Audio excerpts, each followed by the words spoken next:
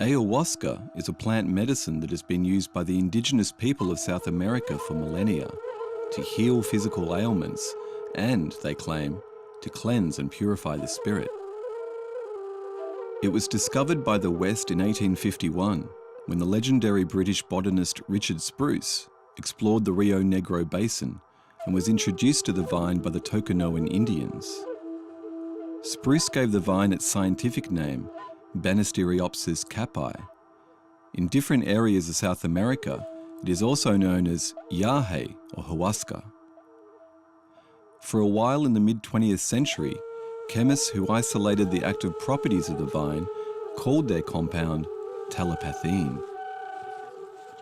Research showed it contained various harmala alkaloids, which are then boiled up in a brew, also called ayahuasca, with a multitude of other plants, one being the leafy Psychotria viridis, which contains the powerful hallucinogenic chemical dimethyltryptamine, also known as DMT. 10 years ago, ayahuasca was virtually unknown outside a small community of psychedelic enthusiasts. In the 10 years since I discovered it, it too has come up from underground and entered mainstream consciousness. IBIZA was the recent setting for the first international gathering of ayahuasca researchers, providers, and enthusiasts.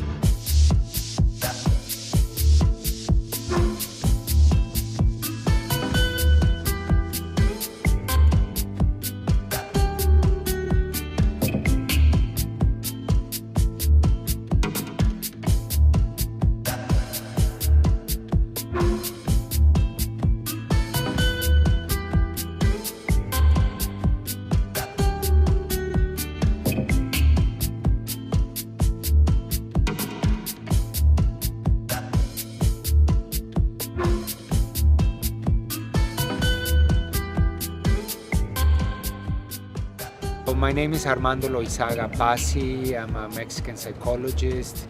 I have been working in the field of addiction treatment for about 25 years. Got to know the ayahuasca medicine about 15 years ago through the Takiwasi project, a very innovative project that has incorporated traditional medicine and modern psychotherapy in an inpatient context for the treatment of addictions. I find that the ayahuasca medicine can be a very profound healing experience for patients who have some kind of post-traumatic stress disorder, so to speak, in diagnostic terms. Also, people who have had deep losses benefit from the ayahuasca medicine. The ayahuasca seems to be able to awaken the biographical remembrance of the traumatic and the hurtful pain, loss, but also accompanied with other emotional functions that may not typically be there, like forgiveness, self-forgiveness, acceptance, are reported by the people to be very healing and oftentimes even more healing than regular psychotherapy. All the science in the world is useless when trying to explain why ayahuasca or other plant medicines work. And frankly, by the time you get yourself into a position where you need it, you don't care about the science anymore. You just want relief. We believe that it is an interesting alternative in addiction treatment. Western medical science ought to look at what traditional medicines have to offer. In this sense, intercultural medicine of the Amazon can have a profound healing effects in people. On the surface, it sounds insane. Bouts of vomiting and diarrhea interspersed within a harrowing psychedelic trip. No person even remotely concerned with the stability of their psyche would willingly engage in such madness. But desperation has been known to make strange bedfellows. And ultimately, these substances, what they do is that they create more attention and more consciousness in the person. So they're not dulling agents like other recreational drugs. These medicinal plants, what they actually do is that they expand the awareness of the patient into their own character defects, blockages, what they need to change. So again, it's a combination of these factors that should give the family members at least the idea that this is a good medicine to try. Oftentimes, this is a recommended medicine for people who've undergone other treatments and have not been successful. So they have nothing to lose there. Releasing pain and grief is the Sisyphean struggle of the trauma survivor. I can't explain exactly what happened.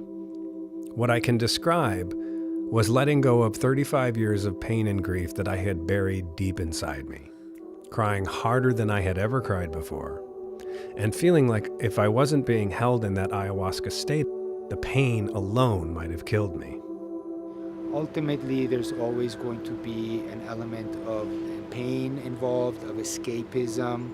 I think that's where these medicines are important because they put you in touch with your own truth, but in a way in which is not threatening. So you can look at your inadequacies, you can look at your pain. People, again, who have been abused sexually, for example, or violently abused in some kind of other traumatic way, they can relive the experience, but with another psycho-emotional context, like with a different perspective of analysis. And the medicine seems to bypass the painful mechanisms. People not suffer by looking at their trauma and reliving it, but actually can reprogram it, attach different emotions, more functional emotions, like acceptance, even gratitude.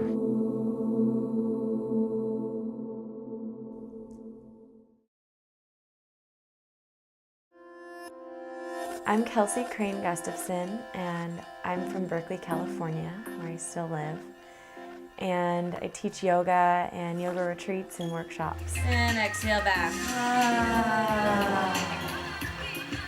So inhaling, coming into yourself. But sometimes we need to protect our heart and curl inwards.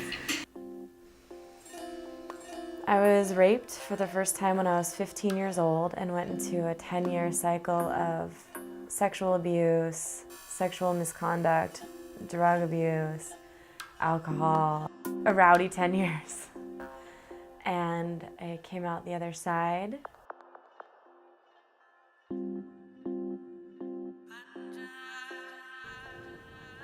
At first, my first several 3 or 4 ceremonies were pretty blissful. It was all light and love and like feeling really good. And I heard someone say once that you get these tasty fireworks at first to lure you in, and then they come and hit you. And that's definitely what happened with the ayahuasca. On my 5th ceremony, I was brought back to one of my rape experiences, and I was experiencing the rape from the perspective of my cervix. So in this ceremony, the lights are all out. You're completely in a dark room, everyone's sitting in a circle, and there's music playing. But I was in my own world, so I had a vision of this object coming towards me and just hitting me like.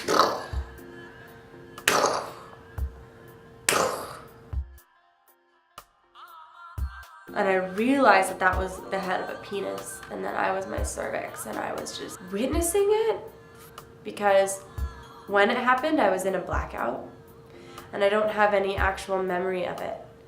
So the ayahuasca and the medicine helped me to realize that that did happen to me. Because I don't remember it, it can be hard sometimes to really take ownership of it and be like, yeah, that really happened. It's hard for me to believe sometimes. Part of overcoming a trauma is to accept it as part of our, teaching, life teaching. It'll make us better people. Because if you stay stuck in the fact that this victimizing trauma happened to you, then you're always going to get stuck. It is only when you are able to transcend that and say, okay, this has also made me stronger. This has also put me closer, to myself, or to, there's a positive aspect that will come in recovery that is also revealed oftentimes by the medicine.